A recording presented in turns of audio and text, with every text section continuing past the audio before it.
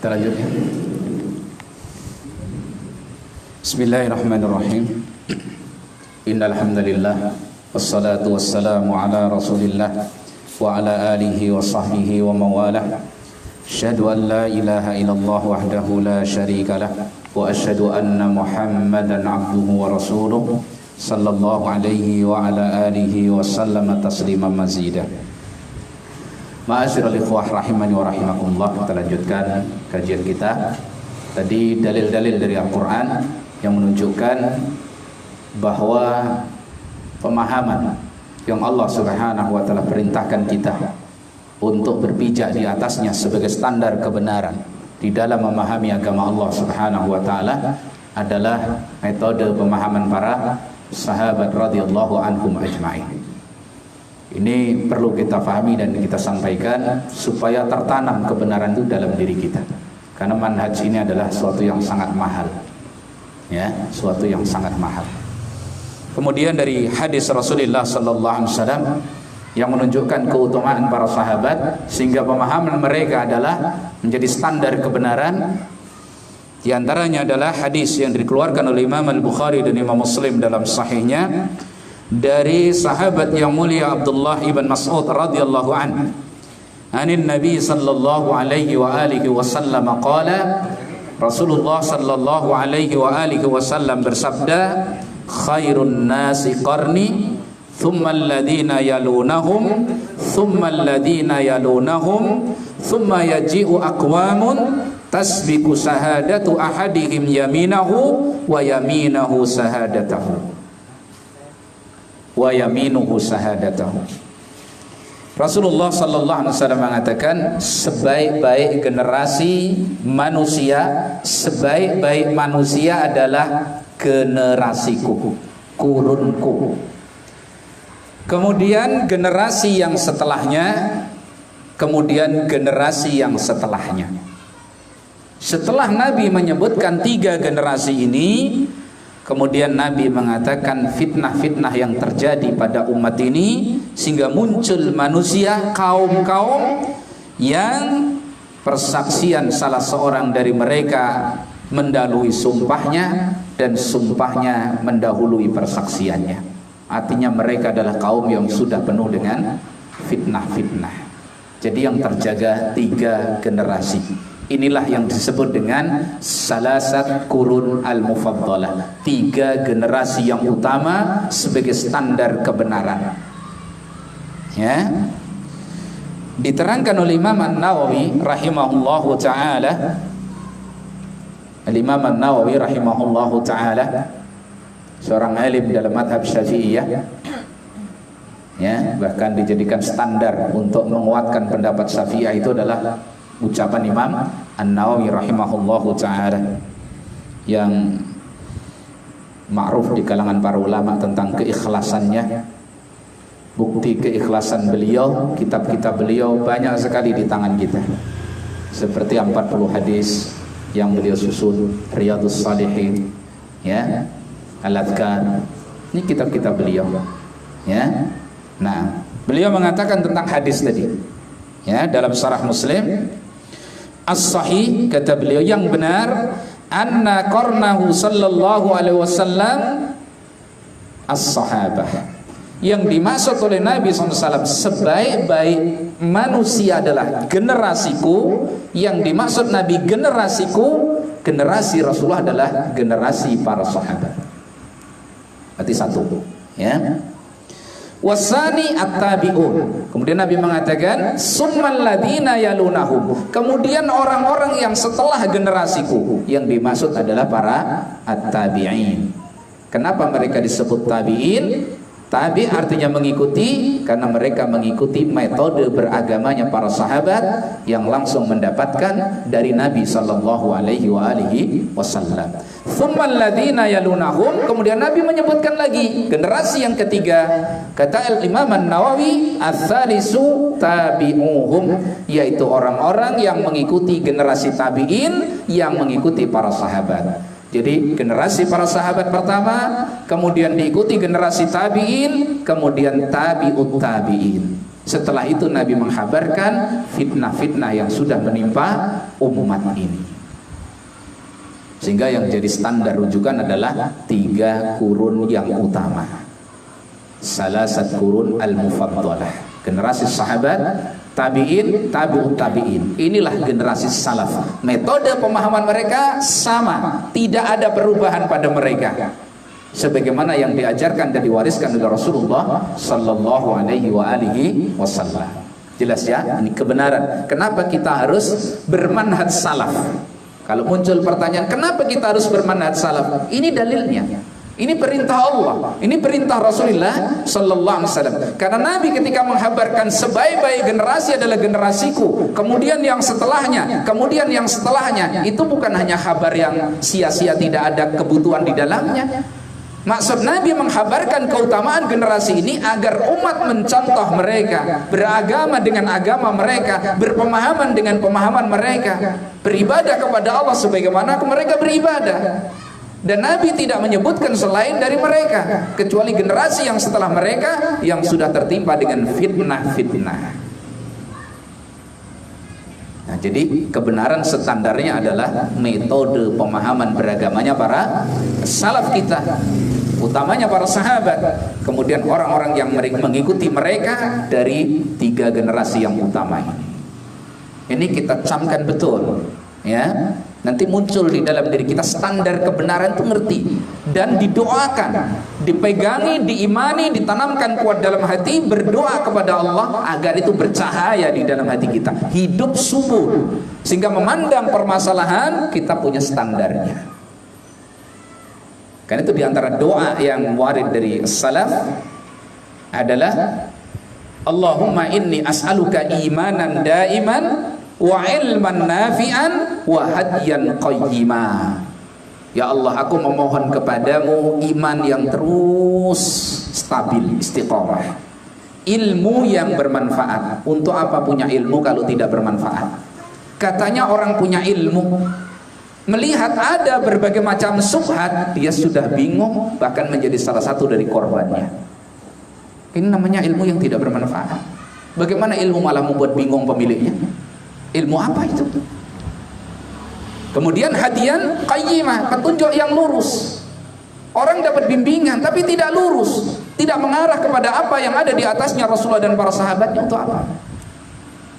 Makanya Nabi ketika menghabarkan, di dalil yang sangat jelas, Nabi menghabarkan, "Sataftariqu ummati ala salasin wa sab'ina firqah." Umatku akan berpecah menjadi 73 kelompok. Kulluha finnar. Semua ada di dalam neraka illa wahidah, kecuali satu. Berarti firqah yang selamat hanya satu. Semua di neraka, na'am. Apa semua selamat? Tidak, hanya satu. Illa wahidah. Ketika ditanya man hiya ya Rasulullah, qala al-jamaah. Siapa mereka ya Rasulullah? Kata Nabi, al-jamaah. Dalam hadis yang lain, ma ana alaihi al-yauma wa ashabi. Generasi yang mereka berada di atas apa yang aku dengan para sahabatku ada di atasnya. Apa yang aku dan para sahabatku ada di atasnya. Jadi Rasulullah itu ketika menghabarkan akan adanya perselisihan umat, dan ini pasti terjadi, Nabi menghabarkan solusinya. Selamat dari perpecahan dan perselisihan umat, Nabi kabarkan solusinya. Apa solusinya? Nabi gandengkan dirinya dengan diri para sahabatnya. Ini menunjukkan bahwa itulah solusi dari fitnah, itulah kebenaran, itulah yang harus kita ikuti.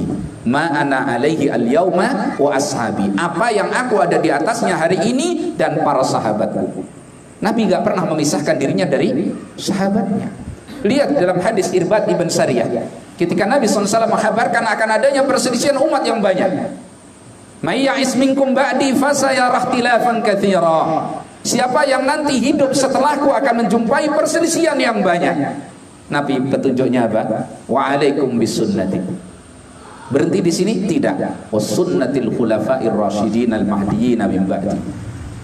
Ketika terjadi perselisihan yang sangat banyak, wajib kalian berpegang dengan sunnahku dan sunnah para khulafa ar-rasyidin setelahku. Khalifah yang 4. Abu Bakar, Umar, Utsman, Ali, yang mereka semua tidak ada bedanya dengan ashabi Rasulullah sallallahu alaihi wasallam. Jadi solusi dari fitnah, solusi dari kesesatan, jalan keluar dari lorong-lorong sempit kebid'ah dan seterusnya adalah berpegang dengan sunnah Rasulullah sallallahu alaihi wasallam dan apa yang dipahamkan di dalamnya ashabi Rasulullah sallallahu alaihi wasallam. Ini menunjukkan itulah kebenaran. Karena nggak mungkin Nabi SAW ketika terjadi fitnah memberikan petunjuk. Kok petunjuknya bukan kebenaran? Mustahil. Ketika Nabi katakan alaikum bisunnati wa sunnatil khulafa'ir rasyidin, itulah al-haq. Selain itu fitnah dan perselisihan. Jelas ini ya. Kenapa kita harus merujuk seperti itu? Jadi semua bentuk pemahaman, metode beragama yang tidak merujuk kepada model dan metode pemahaman para sahabat wajib salah. Antum jangan ragu-ragu. Wajib salah. Tapi orangnya Masya Allah, orangnya. Maka di awal pembahasan kita nukilkan. Nanti kita nukilkan lagi. Dari Ali radhiyallahu anhu, ya'rafil haq ta'rif ahla. Kenali kebenaran itu. Nanti kamu akan tahu siapa yang berada di atas kebenaran. Jangan tertipu dengan penampilan, jangan tertipu dengan casing. Oh, background belajarnya Masya Allah, dia ranking 1 misalkan dari sekian ratus mahasiswa dan seterusnya misalkan. Itu bukan standar kebenaran. Standar kebenaran adalah manhaj salafil ummah, akidah ahli sunnati wal jamaah yang tadi sudah kita kenalkan ciri-cirinya secara sederhana. Untuk detailnya tentu kita perlu waktu untuk belajar. Maka sebelum belajar yang lain, belajar aqidatus salaf. Ini ilmu yang wajib untuk kita pelajari. Bagaimana orang sudah senang membahas tentang ikhtilaf dalam masalah fikih, Masya Allah, sampai berdebat, tapi tidak kenal akidah. Sehingga kita Allah selamatkan dari subhat yang hari ini, Masya Allah. Ya, syarruha mustatira. Keburukannya sudah tersebar di mana-mana. Ya. Nah, kadang-kadang menghadapi sikap terhadap virus corona, kita sudah bingung sebagian kaum muslim. Kata Ustadz ini sudah tanda-tanda kiamat, bisa dilawan dengan sholat dan zikir. Jangan ikuti seruan untuk meninggalkan masjid, naikkan masjid. Coba pakar bukan, ngerti tidak, ahli di situ tidak, berfatwa. Hati-hati. Urusan kesehatan ya ada ahlinya. Fas'alu ahla dzikri in kuntum la ta'lamun. Apalagi urusan din misalkan dalam ibadah ini, kita lihat aja para ulama kita misalkan. Para kibar ulama, sekelas Syekh Shalih Fauzan misalkan, Syekh Abdullah Salih Syekh, itu sudah orang tuanya kaum muslimin hari ini. Mereka memberikan fatwa A, kemudian YouTube B, ya kita udah bingung ini. Kayaknya B benar juga. Nah, maka punya standar kebenaran itu penting. Apalagi kita hidup pada kondisi yang sekian banyak fitnah, dai banyak sekali bermunculan. Semua punya situs-situs yang bisa dinikmati oleh kaum muslimin dengan bebas, harga murah. Mau langganan bisa. Ya tak? Tinggal pencet apa? Subscribe. Besok ada informasi yang udah dikasih. Kadang dengan background latar belakang, baik itu pendidikan atau apa dan seterusnya, misalkan ibadah seorang itu sudah Masya Allah. Maka perlu kita kenali apa itu sebenarnya kebenaran, al-haq. Ya, nah. Kemudian, jadi tadi penjelasan Al-Imam An-Nawawi rahimahullahu taala. Syekh Muhammad bin Shalih Al-Utsaimin, beliau memberikan keterangan khairun nas. Nabi mengatakan khairun nas qarni, sebaik-baik manusia adalah generasiku. Kata beliau Syekh Muhammad bin Shalih Al-Utsaimin rahimahullahu taala, dalilun ala anna qarnahu khairun nas. Hadis ini menjadi dalil bahwasanya generasi pada masa Nabi itu adalah sebaik-baik manusia. Bahkan an-nas total sejak Adam sampai yaumul qiyamah. Manusia terbaik setelah Nabi dan Rasul adalah generasi Rasulullah SAW. Kalau mau nabinya yang paling afdal tentu Rasulullah SAW. Kalau mau manusia kaum musliminnya yang paling afdal adalah ashabi Rasulullah SAW. Sampai beliau menjelaskan Fasahabatuhu sallallahu alaihi wasallam afdalu minal hawariyin alladzina hum ansaru Isa. Maka para sahabat Rasulullah sallallahu alaihi wasallam itu lebih utama, lebih afdal daripada kaum hawariyin yang merupakan sahabat-sahabat Isa alaihi salam. Sahabat-sahabat Isa siapa namanya? Al-Hawariyun, kaum Hawariyun. Para sahabat lebih afdal daripada mereka. Ya, na'am. Wa afdalu minan nuqaba'is sab'in alladziina ikhtarahum Musa sallallahu alaihi wasallam. Dan para sahabat lebih afdal daripada 70 orang pilihan yang dipilih Musa alaihi salam dari kalangan Bani Israel.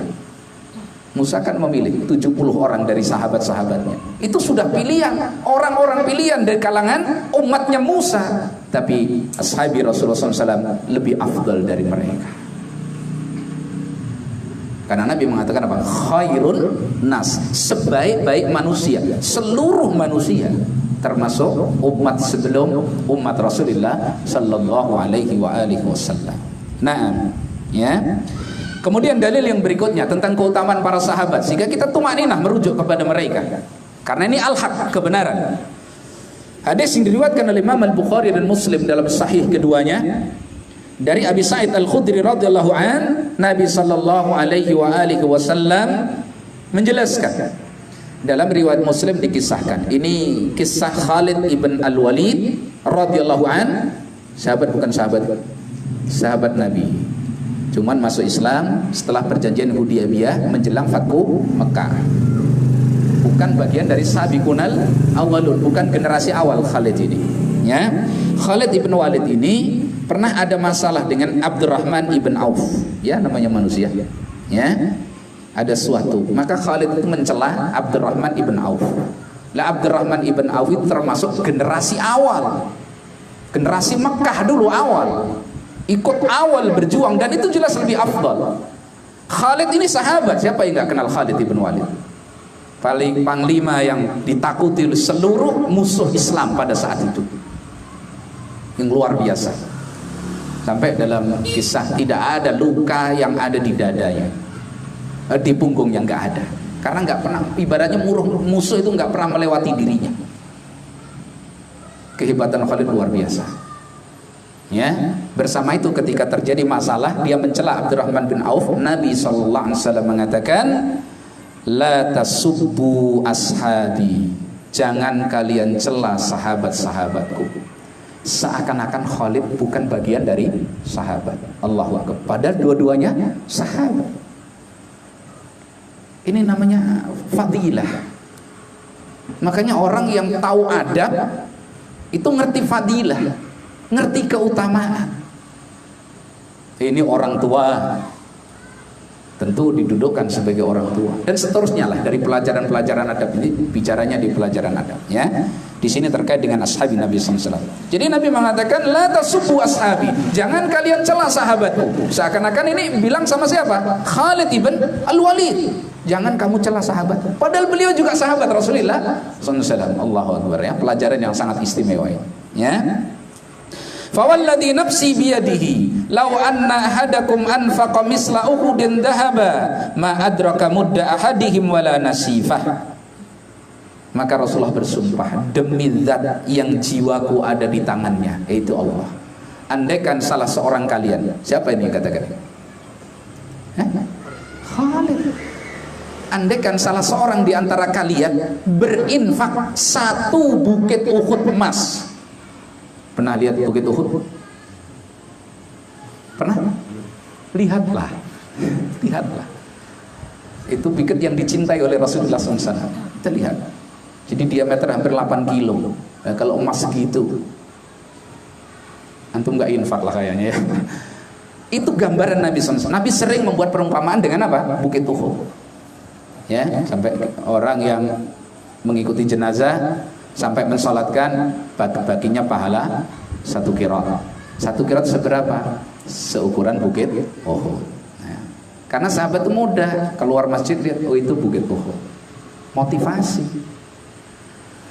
Ya, kalau kita melihat langsung masya Allah pahalanya segitu, termotivasi. Antum tawaf sampai di Hajarul Aswad. Hajarul Aswad, batu dari surga. Termotivasi, Masya Allah. Ingat, saya nanti harus kembali ke surga. Itu hitam gara-gara dosa manusia. Dulu turun dari surga putih, sekarang jadi hitam kelam gara-gara dosa manusia. Bagaimana dengan hati saya? Jadi dilihat langsung itu ada motivasi, ada pelajaran. Para sahabat langsung semisal bukit Uhud emas. Lihat, Masya Allah, segitu. Nabi katakan, andaikan salah seorang di antara kalian berinfak semisal bukit Uhud emas, tidak bisa menyamai apa? Satu mud segini, 2 cakupan tangan mereka. Ini padahal bicaranya ke Khalid. Demi membela siapa? Abdurrahman ibn Auf. Lah bagaimana dengan antum? Antum bukan ashabi Rasulullah sallallahu alaihi wasallam, enggak ada fadilah suhbah. Walhamdulillah kita diberi iman oleh Allah Subhanahu wa taala, diberi hidayah sunnah oleh Allah Subhanahu wa taala. Nikmat yang luar biasa. Maka bagaimana tidak merujuk kepada generasi yang ditunjuk oleh Nabi sallallahu alaihi wasallam, para sahabat. Andaikan salah seorang kalian berinfak satu bukit Uhud emas, tidak bisa menyamai satu mudnya infak mereka, bahkan setengahnya. Wala nasif. Ini keutamaan para sahabat Rasulullah sallallahu alaihi wasallam. Dan Nabi menghabarkan seperti ini, menyampaikan seperti ini bukan kabar yang sia-sia. Ini suatu yang menjadi pelajaran bagi kita bahwa umat setelah mereka wajib merujuk kepada ashabi Rasulullah sallallahu alaihi wa alihi wasallam. Ini ya. Kemudian kita bawakan dalil dari athar dari Abdullah ibn Mas'ud radhiyallahu an. Perhatikan athar ini. Athar ini sebagian ulama menghukumi marfu' hukman. Secara hukum marfu' kepada Rasulullah SAW, karena isinya tidak mungkin yang mengucapkan selain Rasulullah sallallahu alaihi wasallam. Abdullah bin Mas'ud menyatakan, innallaha nadhara fi qulubil ibad fawajada qalba Muhammadin sallallahu alaihi wasallam khaira qulubil ibad fastafahu li nafsihi fabta'asahu bi risalatihi. Sesungguhnya Allah Subhanahu wa taala melihat kepada hati-hati hambanya, lalu Allah dapati hati Rasul Muhammad sallallahu alaihi wasallam sebaik-baik hati manusia. Enggak ada perselisihan kali ini. Hati manusia yang paling baik adalah hatinya Rasulullah sallallahu alaihi wasallam. Maka Allah pilih beliau untuk Allah Subhanahu wa taala. Rasulullah itu pilihan Allah langsung. Dan Allah utus untuk mengemban risalahnya. Satu, ya. Kemudian summa nadhara fi qulubil ibad ba'da qalbi Muhammadin sallallahu alaihi wasallam fawajada quluba ashabihi khaira qulubil ibad. Kemudian Allah melihat kepada hati-hati hamba kembali setelah hati Rasulullah sallallahu alaihi wasallam, maka Allah dapati hati-hati para sahabat Nabi adalah sebaik-baik hati hamba setelah Rasulullah sallallahu alaihi wasallam. Faja'alahum uzara'a nabiyhi, maka Allah jadikan mereka, Allah pilih mereka untuk menjadi pendamping-pendamping Rasulnya sallallahu alaihi wasallam. Yuqatiluna ala dinihi, mereka berperang membela agama Rasulullah sallallahu alaihi wasallam. Terus muncul hadis yang masyhur biasanya, fama ra'al muslimuna hasanan fahuwa indallahi hasanun wa ma ra'au sayyi'an fahuwa indallahi sayyi'.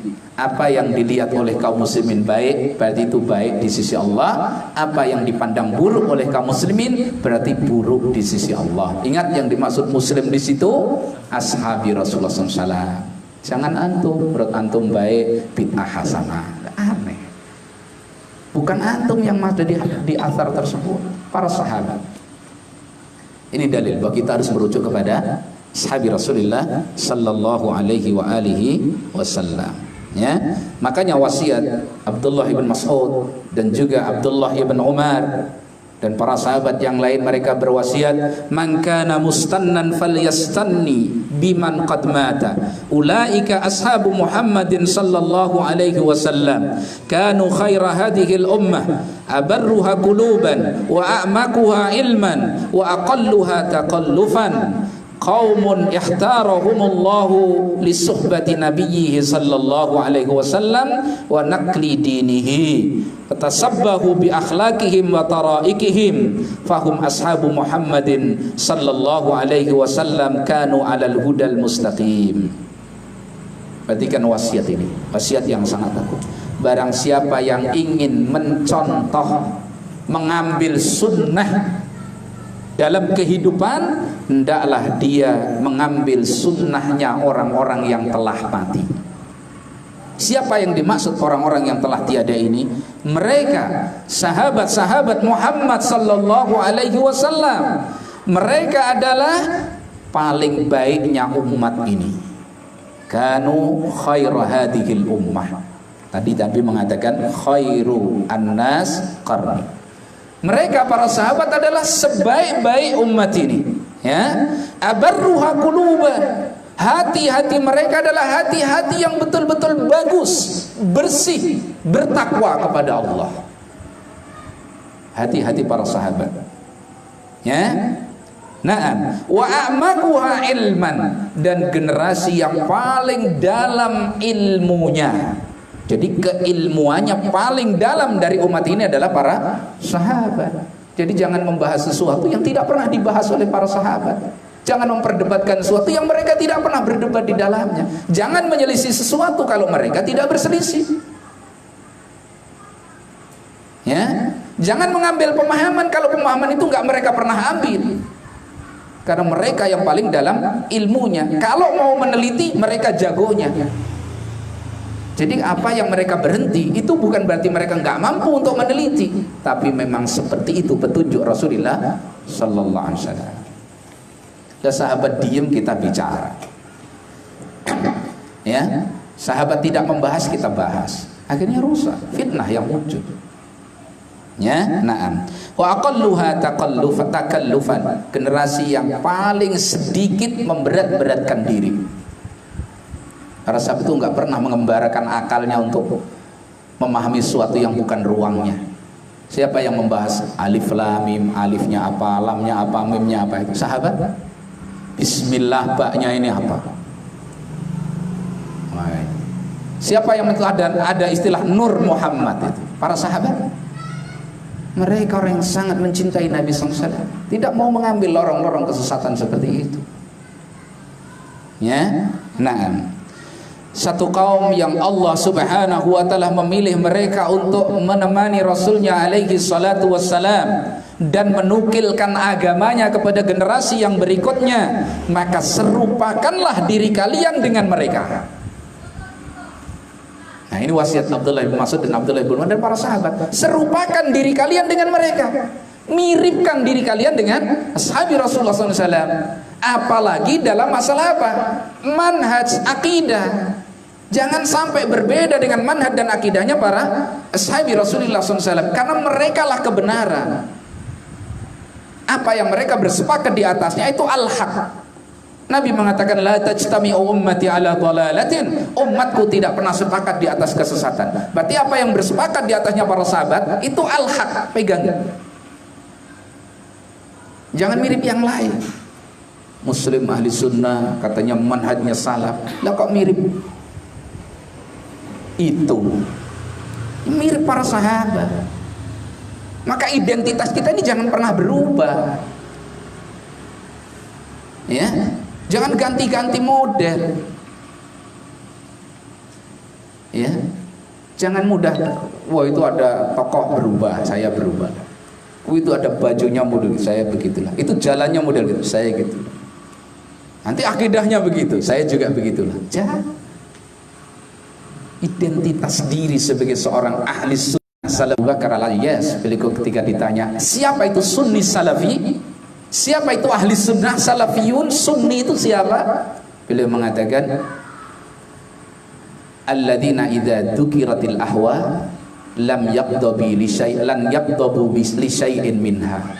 Orang-orang yang kalau disebutkan hawa nafsu, bid'ah-bid'ah, tidak ada satupun tersinggung dengannya. Jadi kalau disebut itu khawarij, nggak tersinggung kita. Kita nggak ada bagian darinya kok.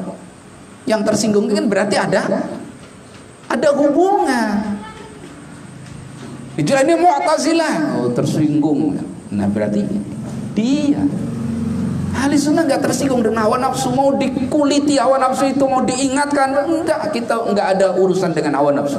Tajarrud lil haq, kita murni mencari kebenaran. Wa hatta penyakit itu ada pada diri kita, datang kepada kita kebenaran, lepaskan. Secinta apapun kita, kalau itu menurut sunnah Nabi SAW adalah keburukan, ganti cinta dengan kebencian.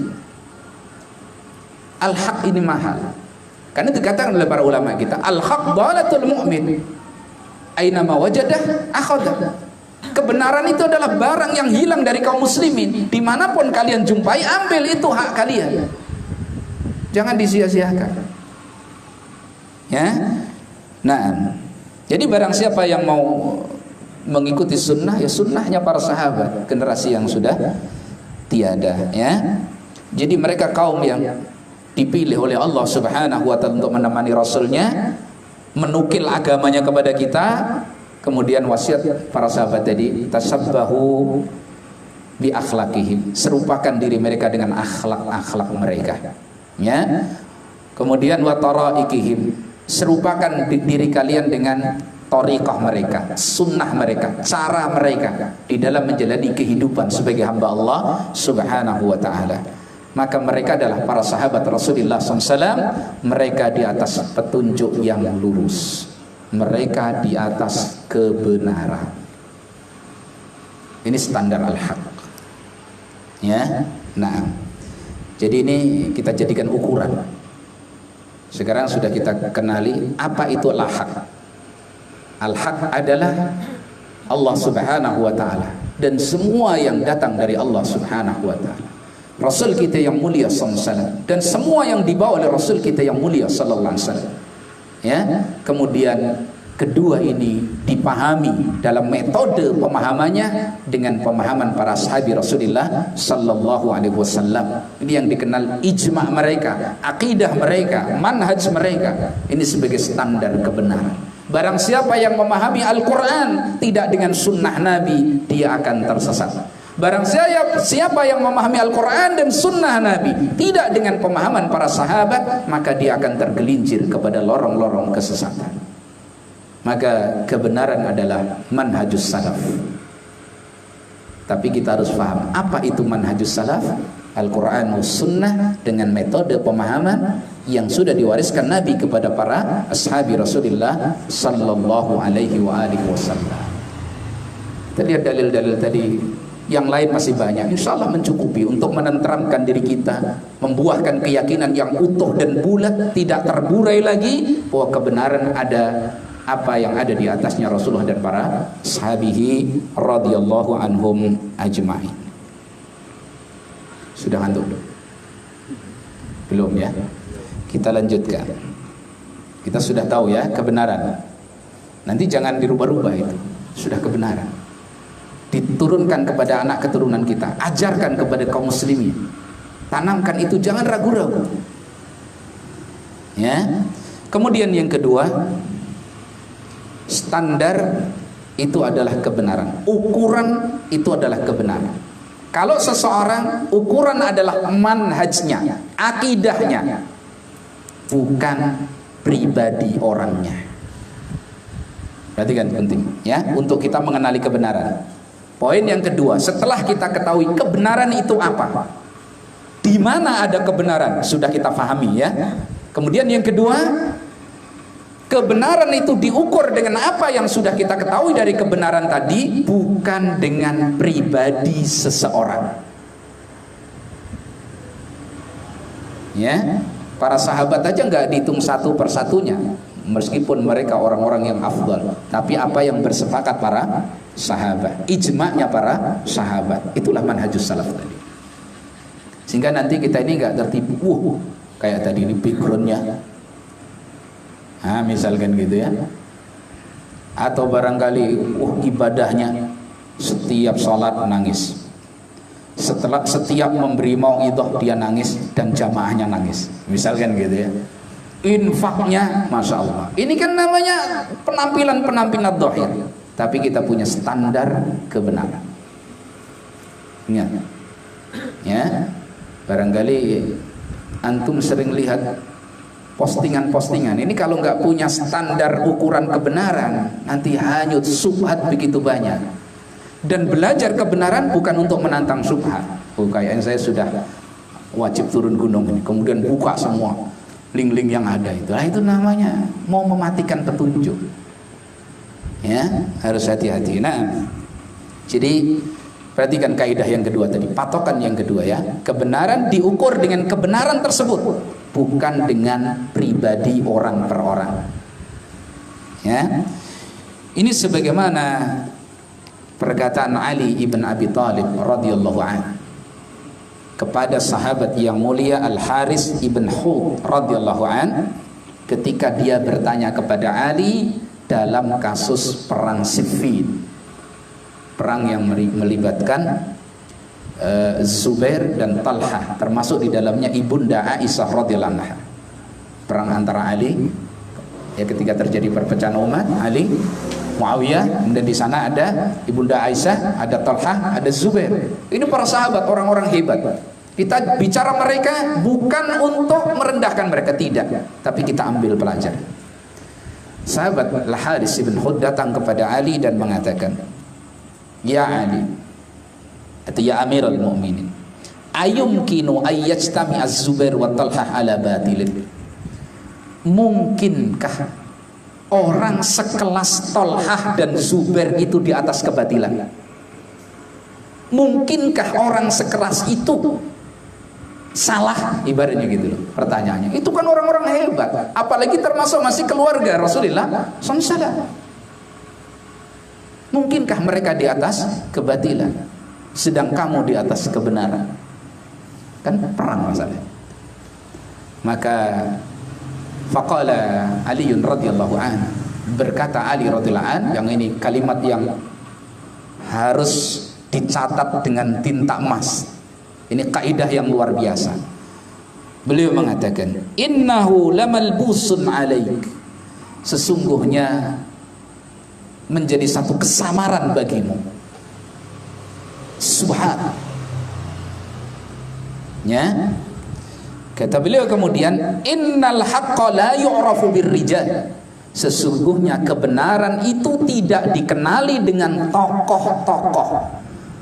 Sesungguhnya kebenaran itu tidak bisa diukur dengan ketokohan seseorang, karismatik seseorang, tidak bisa. Kata Ali bin Abi Thalib, kurang tokoh apa sekelas Zubair, Talha? Ini salah ijtihad maksudnya, salah dalam ijtihad saja. Cuman ini sebagai standar kalimat ini ya. Beliau mengatakan, "Innal haqqa la yu'rafu birrijal." Sesungguhnya kebenaran itu tidak bisa dikenali dengan ketokohan seseorang, kepiawaian seorang, ya, atau status seseorang, kepribadian seorang, la, tidak. Ya'rafil haqqa ta'rif ahlah. Kenalilah olehmu kebenaran wahai Haris, kamu nanti akan mengenali siapa yang di atas kebenaran. Makanya standar di awal tadi jangan sampai goncang. Itu kebenaran. Sehebat apapun orang, kalau tidak di atas kebenaran tersebut, berarti kehebatannya tidak bisa jadi ukuran. Ukurannya ya kebenaran itu tadi. Bisa dipahami maksudnya? Jadi mengukur kebenaran bukan dengan orang per orang. Kebanyakan orang hari ini kan seperti itu. Kalau sudah sekulan nggak boleh salah. Kalau sudah keturunan Nabi semuanya benar. Biar aksi premanisme yang dilakukan di pokoknya benar. Terjadi nggak ya? Terjadi. Sehingga bisa menjadi jalan untuk ugal-ugalan dalam agama ini. Kalau sudah wali, tidak mungkin salah. Pokoknya orang kalau sudah digelari wali, nggak bisa salah. Salahnya aja benar, apalagi benarnya. Biar nyolong, ibadah. Masya Allah. Ini bahaya. Makanya pesan Ali ini luar biasa, ya. Bila katakan innal haqqa la yu'rafu birrijal, kebenaran itu tidak dikenali dengan apa? Tokoh-tokoh tertentu, orang-orang tertentu, tidak. I'rafil haq ta'rif ahla. Kenali olehmu kebenaran, nanti kamu tahu siapa yang di atas kebenaran. Wa'rafil batil ta'rif ahla. Kenali apa itu kebatilan? Berarti segala sesuatu yang menyimpang, berselisih, berseberangan, bertabrakan dengan manhajus salaf berarti kebatilan. Kenali itu, berarti siapapun yang ada di atasnya, dia ahlul batil. Ini bukan Ali mau menyalahkan Tolhah atau Zubair atau Ummul Mukminin Aisyah radhiyallahu anha, enggak. Tapi beliau memberikan standar. Kamu dalam mengukur kebenaran itu jangan karena ketokohan seseorang, tetapi kenalilah kebenaran, jadikan itu standar untuk mengukur. Karena kalau sudah terjadi syubhat luar biasa, ikhwah. Ya, coba kalau kita lihat, ya, contoh saja misalkan, saya nukilkan satu contoh. Orang kalau nggak betul-betul mengenali kebenaran, kemudian dipegang kebenaran tersebut dengan teguh, terus dia isti'anah, mohon pertolongan kepada Allah, jangan sampai tergeser dari kebenaran. Makanya doa, ya muqallibal qulub, tsabbit qalbi ala dinik, jangan sampai lepas. Rasulullah masih hidup. Orang melihat Rasulullah dan bukti itu jelas itu Rasul Allah. Dan Rasul sudah mengajarkan kepada manusia bahwa beliau Rasul terakhir, la nabiyya ba'di, tidak ada lagi nabi setelahku. Pada beliau masih hidup di akhir hayatnya, muncul nabi palsu. Siapa namanya? Musailamah al-Kadzdzab. Manusia tersubhat dengan tukang sihir ini, pengikutnya banyak, punya pasukan yang kuat. Sampai dalam menumpas Musailamah ini, sekian banyak tokoh-tokoh sahabat yang harus jadi korban syahid di medan perang. Coba loh, kebenaran masih hidup, kebenaran masih ada, ditungguin nabinya. Orang sudah kena syubhat dengan kebatilan yang jelas-jelas batil. Orang ngaku jadi nabi, nabinya masih ada. Kok ya orang berduyun-duyun bisa mengikutinya? Makanya orang kalau masih hidup tidak aman dari fitnah. Sekelas Rasulullah SAW, orang lain masih tertipu dengan kebatilan. Allahu Akbar. Bisa jadi dulunya mereka beriman, bisa jadi. Tapi dengan munculnya tukang sihir, tokoh yang aneh ini, Musailamah ini, menipu manusia, berduyun-duyun mengikutinya. Diyakini sebagai nabi, utusan Allah. Allahu Akbar. Bagaimana kita kemudian tidak hati-hati di dalam menjaga manhaj yang Allah anugerahkan ini? Ya, Masya Allah. Kalau kita pikir, coba kalian tuh pikir, nggak ketemu itu. Lah Rasul masih ada, Abu Bakar, Umar masih ada, para sahabat tidak goncang, mereka di sisi Nabi dengan kokohnya. Lah muncul tokoh yang tidak dikenal sebagai seorang yang sebagaimana seorang Rasul yang semestinya, kok ia bisa mengenal subhat, terkena subhat. Barangkali kalau ibadah, Masya Allah dilihatnya. Makanya kadang orang tertipu dengan penampilan dhahir. Lah masalah orang kayak gitu kok keliru, kan gitu. Berarti penilaiannya dengan apa ini? Perasaan. Makanya tadi ketika kita kenali kebenaran, yang itu perlu kita gali secara rinci untuk kajian-kajian berikutnya. Antum baca di kitab-kitab, pokoknya semangat menggali ilmu itu tadi. Itu sebagai pondasi supaya kalau muncul seperti itu. Dan hari ini kan banyak bermunculan seperti itu. Kita tidak dengan mudah tergeser manhaj kita ini. Kadang karena kebutuhan dunia, karena ada kepentingan tertentu, atau karena retorika bicaranya. Masya Allah. Kan itu Nabi SAW katakan apa? Wa inna minal kalami lasihran. Sesungguhnya di antara ucapan manusia itu ada yang berupa sihir. Maksudnya apa? Orang yang tadinya sudah berdiri kokoh di atas kebenaran, karena mendengarkan ucapan seseorang yang retorikanya bagus, bahasanya menarik dan seterusnya, tersedot dia, tersihir dengan ucapan itu, berpindah dia dari kebenaran tanpa dia rasakan. Nah ini Rasulullah SAW masih hidup, masih ada. Kok bisa mereka berduyun-duyun mengikuti Musailamah al-Kadzdzab sampai mengorbankan nyawanya, berperang membelanya, padahal itu adalah kebatilan.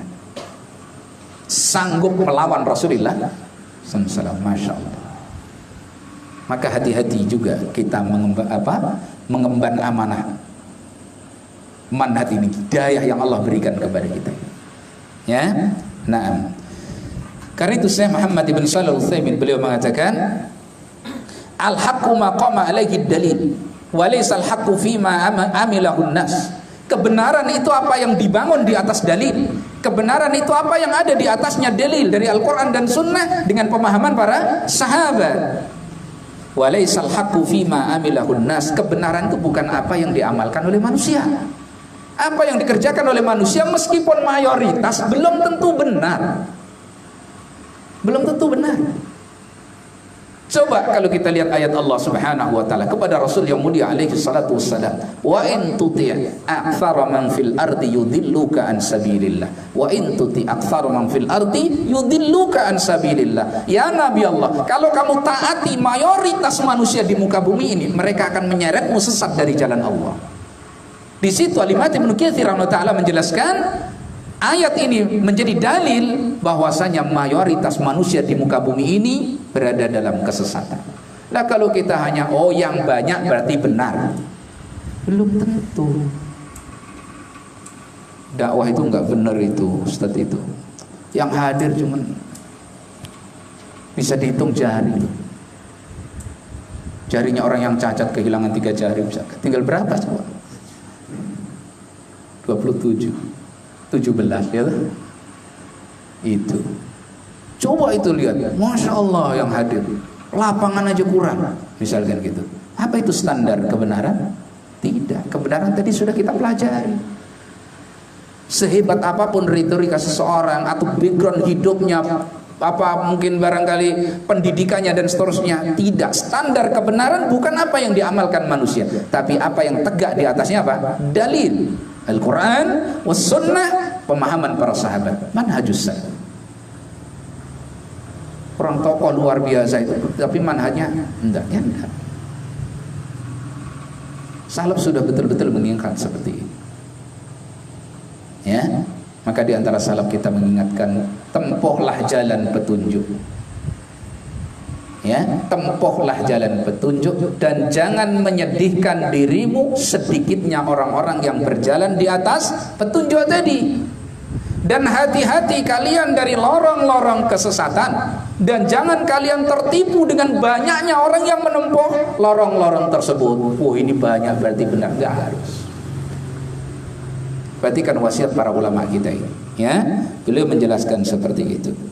Maka i'rafil haq ta'rif ahlah. Kenali kebenaran, nanti kamu akan tahu siapa yang berada di atas kebenaran. Ya, jangan dibalik. Jangan dikenali kebenaran itu karena orang per orang, tokoh per tokoh, bukan. Ya. Fa innal haqqa la yu'rafu birrijal. Innamar rijalu humul ladzina yu'rafuna bil haqq. Karena kebenaran tidak diukur dengan ketokohan seseorang, tapi sebaliknya, justru tokoh-tokoh tersebut diukur kebenarannya dengan kebenaran. Jadi jangan dibalik. Benar tidaknya mereka diukur dengan kebenaran. Ini ditanamkan betul pada hati kita, ya. Ya, kadang saya lihat kalau sholat, Masya Allah, nangis. Malam suntuk nggak tidur sholat. Masa ya salah? Ya kalau salah ya salah. Kita sudah punya standar. Ya. Nah, wa'lam anna umuma ashabil madahibi wal azhab wal jama'at ya'dumu fi qulubihim asy-syakhsu fayattabi'una qawlahu min ghairi tadabburin lima qala wa hadha 'ainud dhalalah. Perhatikan kalam ulama. Ya, ketahuilah umumnya orang-orang yang berada di madhab tertentu atau di dalam kelompok tertentu atau di dalam jamaah tertentu, mereka punya satu tokoh yang mereka agungkan, lalu mereka mengikuti semua yang diucapkannya, semua yang difatwakannya, tanpa difikir apakah dalil, apakah kebenaran seperti itu apa tidak. Maka inilah hakikat kesesatan itu tadi. Ketika seorang sudah terkagum-kagum dengan tokoh, sehingga semua yang diucapkannya adalah kebenaran, semua yang dilakukannya adalah halal dan boleh, maka ini merupakan kunci kesesatan. Di negeri kita banyak seperti itu. Sampai kadang-kadang muncul, itu di dadanya ada malaikat. Ya malaikat siapa dulu? Sehingga nggak bisa salah. Kalau tokoh ini disinggung seperti menyinggung Rasulullah SAW, bahkan kadang-kadang lebih. Coba jutaan manusia harus turun ke jalan, ya, laki perempuan campur baur di situ, berani melawan kepada pemerintah gara-gara satu tokoh tertentu. Ya, Masya Allah, darahnya siap ditumpahkan demi tokoh tersebut, bukan demi kebenaran. La haula wala quwata illa billah. Ini namanya subhat, fitnah. Kenapa? Enggak punya standar ukuran kebenaran. Yang salafiyin sebagian kadang-kadang keluar dari jalur ilmu, solidaritas. Saya enggak ikut, saya nyumbang aqua sajalah. Nah, ini sudah aquanya aqua subhat dan gitu. Mendukung, ya mending terjun sekalian daripada setengah-setengah, ya, daripada apa? Basah, mandi sekalian, sesat sekalian begitu. Masya Allah. Jadi tolong kita fahami ya, ana dan antum, tidak ada yang menjamin kita ini selamat, ya. Hanya Allah Subhanahu wa taala yang mengetahui siapa yang layak mendapatkan hidayah sampai dia menemui Allah SWT, dan siapa yang akhirnya harus terjungkal di tengah jalan. Maka dari situ kita takut, ya, kepada Allah Subhanahu wa taala kalau sampai kebenaran ini hilang dari diri kita. Kadang-kadang godaannya ya dunia, ketokohan seseorang, subhat, keinginan-keinginan. Makanya keinginan-keinginan kita ini jangan sampai mengalahkan akal sehat. Orang kalau sudah keinginan, Masya Allah. Contoh dalam Al-Quran misalkan Imra'atu Al-Aziz pada masa Yusuf.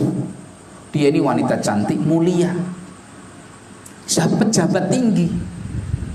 Tapi sudah kadung seneng cintanya sama Yusuf, lupa kalau dia itu wanita mulia, akan tercoreng kehormatannya, akan rusak apa kedudukannya. Enggak, qad saghafaha hubba, keinginannya sudah mengalahkan segalanya, mabuk kepayang. Kadang orang kalau sudah ingin dunia kan nggak peduli, mau riba nggak riba, terabas, namanya perut lapar, nggak bisa sabar. Nah kadang begitu. Kadang perutnya nggak lapar, kekenyangan, tapi keinginannya 7 perut. Akhirnya, Masya Allah, itu urusan dunia. Bagaimana kalau keinginan-keinginan itu urusan apa? Din. Kan itu Syekhul Islam menerangkan syahwat dalam agama, keinginan-keinginan dalam agama yang batil, syahwat dalam agama itu lebih berbahaya daripada syahwat dunia. Makanya digambarkan dalam hadis, 2 ekor serigala yang lapar dilepas di kawanan kambing itu tidak lebih berbahaya daripada diri seseorang, ya, yang berada di hadapan kesesatan. Berbahaya. Dai-dai yang mengajak ke kesesatan itu lebih berbahaya daripada serigala. Makanya standar kebenaran mari betul-betul kita pegangi, ya. Nah, berkata Imam As-Satibi rahimahullahu taala, qala As-Satibi, berkata Imam Satibi dalam kitab yang sangat bagus Al-I'tisam, Imam As-Satibi mengatakan, wa laqad zalla aqwamun bisababil i'radi 'anid dalil wal i'timad 'ala ar-rijal wa kharaju bisababi dzalika an jadatis sahabah wat tabi'in wattaba'u ahwa'ahum bighairi ilmin fadallu an sawa'is sabil. Kalimat yang sangat indah. Beliau katakan, sungguh tersesat kaum-kaum, tergelincir kaum-kaum ini dengan sebab berpalingnya mereka dari dalil dan mencukupkan diri dengan ketokohan orang per orang. Bes, ibaratnya gitulah. Udahlah, saya pokoknya ikut Kiai Fulan, selesai. Ini bahaya kata beliau. Ikut tokoh Fulan. Ini beliau katakan. Ya. Nah, jadi mereka tergelincir dari jalan petunjuk dengan sebab apa? Berpaling dari dalil. Wes enggak dalil-dalilan. Lalu mencukupkan diri bersandar kepada apa? Tokoh-tokoh tertentu. Lalu mereka keluar dengan sebab cara yang seperti itu dari jalan lurusnya para sahabat, para tabi'in, dan mereka mengikuti hawa nafsu mereka sendiri tanpa bimbingan ilmu. Akhirnya mereka sesat dari jalan yang lurus. Kalau toh kita mau taklid, jangan lupa ashabi Rasulullah sallallahu alaihi wasallam. Jadi seperti itu. Tokoh sehebat apapun, sebagaimana perkataan Imam Malik, kullun yu'khadu qawluhu wa yutraku illa sahiba hadzal qabr wa asara ila qabrin nabi sallallahu alaihi wasallam. Semua orang boleh diambil ucapannya, boleh ditinggalkan, kecuali Rasulullah sallallahu alaihi wasallam. Nah, barangkali kita tidak bisa berdiri sendiri dalam hal ini. Nah, betul. Tapi kita punya standar kebenaran tadi. Dan itu bisa kita gunakan untuk membaca orang per orang. Kalau diajak kepada Al-Quran dengan As-Sunnah, dipahamkan dengan pemahaman salaful ummah, dengan ciri yang tadi sudah disebutkan, tidak lebih mengedepankan akalnya daripada dalil, ya, bersandar dengan pemahaman para sahabat, dibimbing dengan pemahaman mereka, insya Allah itu jalan kebenaran. Ya, nah, barangkali itu yang kita bahas pada malam hari ini. Belum selesai tentang masalah ini, ya, ada beberapa hal yang kita jadikan mutammimat, penyempurna pembahasan kita ini. Mudah-mudahan di waktu yang lain bisa kita sempurnakan pembahasan ini, karena kita perlu contoh. Dengan contoh, kaidah yang kita pelajari akan semakin jelas. Tadi baru saya sebutkan satu contoh, yaitu bagaimana muncul Musailamah al-Kadzdzab yang jelas-jelas di atas kebatilan. Manusia juga masih tertipu, padahal Rasulullah masih ada di situ, Abu Bakar masih ada, Umar masih ada. Ini menunjukkan dahsyatnya subhat, ya, dan kekaguman seorang kepada tokoh tertentu tanpa dilandasi kaidah apa itu kebenaran.